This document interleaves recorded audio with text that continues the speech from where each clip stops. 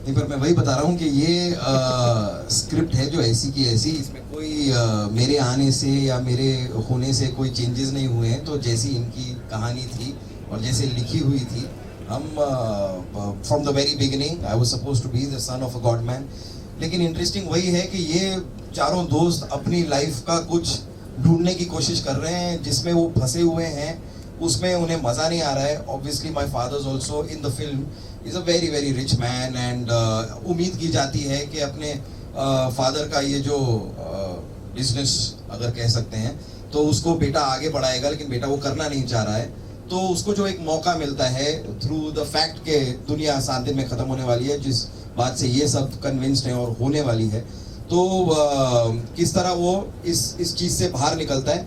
But या I mean there is no reference to anything, it's just a coincidence about any other godman involved. देखो कपिल शर्मा का show बहुत popular है, आप उसमें हैं, तो आप उस शो में नजर आएंगे प्रमोट करते हुए? जी जी जी जी जी, नहीं आएंगे आएंगे आएंगे बहुत जल्द। Any more questions? Yeah. Thank you so much, Vijay, for all your questions, and thanks to the entire star cast and the director for all the answers. On behalf of Jaideep Chopra Productions, Iqbal Attarwala, Shaz Media Entertainment, Nagma Khan, me Tia Joshi signing off. Thank you so much for coming here and making this afternoon more beautiful. Thank you. Thank you. Thank you everyone for coming.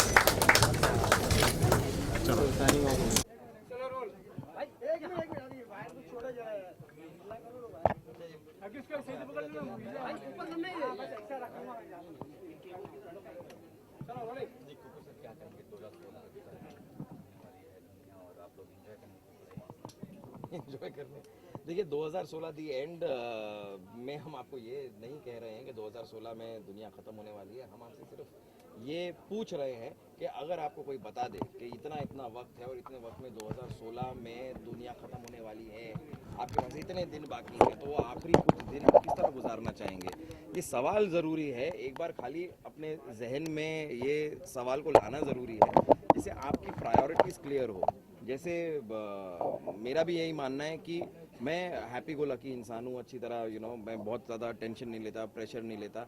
लेकिन हम जिस तरह plan करते रहते हैं ना, 20 साल आगे, 25 साल आगे, 30 साल आगे, इंश्योरेंस पॉलिसीज़ तो हम यही सोच सोच के लेते हैं कि दुनिया कितनी आगे, मतलब 20-25 साल बाद क्या होगा। तो हम इतना आगे का क्यों सोचते हैं? इतनी ज़रूरत नहीं है। आज के दिन में जिएँ, आज का दिन एंजॉय करने की कोशिश करें। एक फिल्म में मैंने कहीं सुना था या किसी ने कहा था कि today is the first day of the rest of my life. ये बड़ी अच्छी पॉलिसी है। मैं यही मान के आप सुबह जागो और ये सोचो कि today is the first day of the rest of your life. तो बस ये शुरुआत है और एंजॉय करो विद एवरी पासिंग डे। कुछ अगर रियल लाइफ में मालूम पड़ जाए आपको कि 7 दिन में या 10 दिन में दुनिया खत्म होने वाली है, तो ऐसा कौन सा काम है जो आप सोचे कि कर ले पाएंगे? सर, अगर सच में पता चल जाए कि दुनिया में इतने ही दिन बाकी हैं, तो मैं सच बता रहा हूँ कि मैं थोड़ा सा इस चीज़ को लेकर मैं बहुत सोचा हूँ इसके बारे में, और अभी भी थोड़ा कंफ्यूज्ड हूँ। कभी कभी मुझे लगता है कि अगर सब ख़त्म ही होने वाला है तो मैं कोई भी चीज़, मतलब मेरा बड़ा मन था कि यार ये ले लूँ वो ले लूँ, या फिर अगर मेरे पास, मतलब आपके पास पैसे की तो कोई मायने रहे नहीं ना। वो जो पैसा आपके पास पड़ा है, जो गाड़ी आपके पास खड़ी है, जो चीज़ें आपके पास हैं, आपके पोजेशंस तो ख़त्म हो गए, क्योंकि 10 दिन में सब कुछ ख़त्म हो जाएगा। आपने अपनी लाइफ में बनाया क्या है? बनाए हैं अपने रिलेशनशिप्स, बनाए हैं अपने दोस्त हैं आपके, आपकी एक फैमिली है, इनके साथ आपने एक प्यार भरा रिलेशनशिप बनाया है, उसको कायम रखें। उसको आखिरी कुछ 10 दिन में मेरे ख्याल से, जिस तरह कभी कभी जहन में आता है कि यार इट्स बीन अ वाइल कि आपने इस दोस्त से बात नहीं की, महीनों गुजर जाते हैं, ऑल्दो वो आपका बहुत ही करीबी और अच्छा दोस्त है, लेकिन आपका रूटीन ऐसा है, लाइफ ऐसी है कि आपकी रोज़ बातें नहीं होती। अगर ये 10 दिन बचे हैं तो आई एम श्योर कि मेरा सबसे पहला टारगेट यही होगा कि फैमिली जिसके साथ अगर मैं कम वक्त बिता पाया हूँ तो उसको मैं, मतलब ये तो 10 ही दिन है, बस बिता लो जितना बिताना है। उन दोस्तों को कांटेक्ट कर लो, उनसे बातें कर लो, उनको बता दो कि उनके मेरे जीवन में उनका कितना इम्पोर्टेंट कंट्रीब्यूशन है। तो बस यही, इन्हीं चीज़ों में आखिरी 10 दिन गुजार लेंगे। प्लीज अभी हमको विकेट करना है यहाँ पे। एक सवाल सर, आजकल उनका चल रहा है कॉन्ट्रैक्ट जो चल रही है, सलमान खान का बयान दिया है, ये मैं पाकिस्तानी इसका एक्टर्स पे। ये जवाब वाले देने नहीं वाला, ये questions रहने नहीं दीजिए। हाँ, Okay. रहने दीजिए। आपका व्यूज क्या है, मतलब व्यूज क्या क्या नहीं, बैन नहीं, करना नहीं, चाहिए नहीं, पाकिस्तानी? नहीं सर, नहीं, कोई व्यूज़ नहीं है इसके बारे में, कमेंट नहीं करना चाहूँगा। कुछ तो बताइए कि एक्टर काम करना चाहिए या नहीं करना चाहिए? सर ये अब छोड़िए ना। रहने दीजिए। Thank you thank you thank you. 2016 the end का जो मेन कॉन्सेप्ट है कि अगर आपको ये पता हो कि दुनिया ख़त्म होने वाली है और 7 दिन बचते हैं तो आप अपना वक्त कैसे गुजारेंगे। आई थिंक ये पूरा कॉन्सेप्ट ही बहुत इंटरेस्टिंग है। इसमें 4 कैरेक्टर्स हैं जो किस तरह से अपनी ज़िंदगी के लास्ट 7 डेज, लेकिन आपको भी एक सोच में डाल देता है कि अगर हमारे पास 7 दिन बचें तो हम किस तरह से लाइफ रिमेनिंग 7 डेज कैसे बिताएंगे, क्योंकि हम लोग हमेशा आगे की प्लानिंग करते रहते हैं। जैसे अभी बात हो रही थी कि हम लोग लोन लेते हैं, हम लोग समर वेकेशंस प्लान करते हैं, विंटर वेकेशंस, क्रिसमस, दिवाली पे ये करेंगे, ऑल ऑफ दैट हम लोग हमेशा आगे की सोचते हैं। और सबको ये पता चल जाए कि हम सब खत्म होने वाले हैं तो किस तरह से दुनिया इधर उधर हो जाएगी और सब क्या करेंगे। आई थिंक सारी सड़कें उसी तरह से ट्रैफिक तो ज़रूर होगा, लेकिन सब काम पे नहीं जा रहे होंगे, सब लोग कहीं और जा रहे होंगे। बहुत डिफिकल्ट हो जाता है टू डिसाइड कि last few days will be in which city या विच स्टेट या विच house. It's a very interesting concept. और ये एक ऑब्वियसली एक कॉमेडी टेक है। सीरियसली अगर इसको बनाया जाए तो it's not going to be so fun. So जो ट्रेलर देखा it was very very interesting. Mahima ji, अगर रियल लाइफ में ऐसा हो जाए तो ऐसी कौन सी चीज़ है जो आप करना चाहती हो? नहीं, जैसे सभी के लाइफ में तो इतनी सारी ड्रीम्स तमन्ना होती हैं। हम चाहते हैं कि बच्चे बड़े हो जाएं, कॉलेज जाएं और फिर you know so many dreams for them. और 7 डेज में अगर ख़त्म हो रहा है तो आई थिंक फैमिली के साथ ही बताएंगे ज़्यादातर लोग। और जो यंग बच्चे हैं वो तो अपने दोस्तों के साथ I think. Mahima ji, any upcoming project you want to share with us? क्योंकि लंबा समय हो गया है आपको बड़े पर्दे पर देखे। नहीं, तो जब होगा तो बुला लूंगी। अच्छा महिमा जी, ये पाकिस्तान एक्टर पे जो बात चल रही है आजकल जो चल रहा है, उस पर आप क्या कहेंगे? जो पाकिस्तानी एक्टर्स हैं बहुत सेंसिटिव है। आई थिंक मेरी राय, सिर्फ मेरी राय लेना आई थिंक इम्पोर्टेंट नहीं है। जो भी काम कर रहे हैं उन्हीं से पूछ लीजिए। बिकॉज आई तो फील कि मुझे ऐसा लगता है कि हमारे देश में इतने सारे एक्टर्स हैं तो लेट्स स्टिक विद देम। अगर ये इशू हो रहा है तो आई जस्ट फील, लेकिन जिनकी फिल्म बन चुकी है उनके लिए बहुत डिफ़िकल्ट है अगर अभी आप थिएटर से हटा देते हैं। बिकॉज उन लोगों ने इतनी मेहनत की है और पहले ऐसा कोई स्टैंड नहीं था हमारे देश में।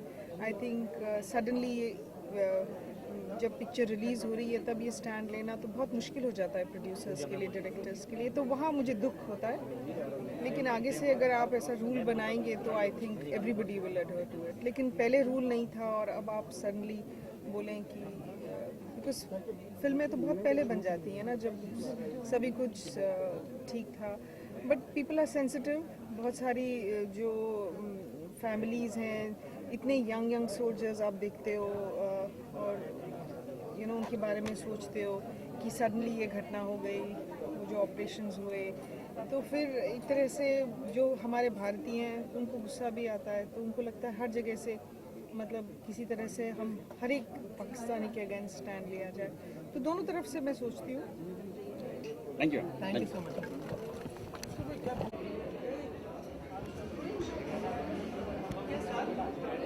सबसे पहले तो इस फिल्म को क्या विशेष करना चाहेंगे, क्या कहना चाहेंगे इस फिल्म के बारे में? क्या 2016 दी एंड को बेस्ट विशेस देना चाहूँगी। बहुत स्वीट कास्ट है और बहुत अच्छा कॉन्सेप्ट है। Trailer was wonderful, very very enjoyable and it's wonderful to see a comedy like this on something so serious।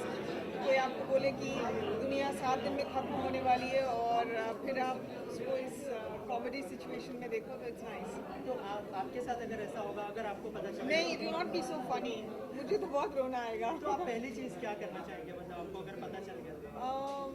I think सबसे पहले तो लोग कोई भी काम करना छोड़ देंगे एंड जो भी टाइम होगा they'll want to spend it with the family और सब एक साथ हो जाएंगे। I think you know it be like party party party party party party जगह जगह। मैम, इसके अलावा बहुत समय से आप बड़े पर्दे से दूर हैं, तो कोई ऐसा कोई प्लान है बड़े पर्दे पर आने का या फिर फिल्म प्रोड्यूस करने का, या फिर क्योंकि बहुत सारे एक्टर्स जो है छोटे पर्दे पर बड़े पर्दे पर वापस आ रहे हैं? मैं प्लान नहीं कर सकती। मेरे पास जो आता है मैं हाँ ना करके कर दूँगी, बस प्लानिंग नहीं है। इसके अलावा सभी ने आपसे सवाल पूछा होगा कि अभी जो इंडिया पाकिस्तान के लिए जो पाकिस्तान के एक्टर्स को बैन किया जा रहा है उसके ऊपर आपको क्या? अभी बैन नहीं हुए हैं एक्टर्स पाकिस्तान के, बट आफ्टर जब सिचुएशन ऐसे इरप्ट होती है ना तो लोगों को गुस्सा बहुत आता है। मतलब ये तो क्रिकेट मैच में भी आता था। हम इंग्लैंड से हार जाए लेकिन पाकिस्तान से नहीं हारना चाहिए। तो ये तो बहुत पुरानी दुश्मनी है हमारी, तो ये होती रहती है। लेकिन जो फिल्म बन चुकी है और वो रिलीज़ पे है, उनके लिए बुरा लगता है, प्रोड्यूसर्स डायरेक्टर्स के लिए, कि फिल्म को ठीक से प्रदर्शित नहीं करने दे रहे हैं, तो वहाँ पे दुख होता है। बट अब कोई भी अगर स्टैंड ले, गवर्नमेंट स्टैंड ले कि एक्टर्स भी नहीं आएंगे क्योंकि सिचुएशन टेंस है और हमारे देश के लोगों को नहीं अच्छा लग रहा है, वो लोग ऐसे मतलब फिर तो कोई लेगा ही नहीं खुद भी, मतलब ऐसा कोई बैन की ज़रूरत ही नहीं है। आई थिंक ये सिचुएशन देख के आई थिंक कोई भी लेगा नहीं।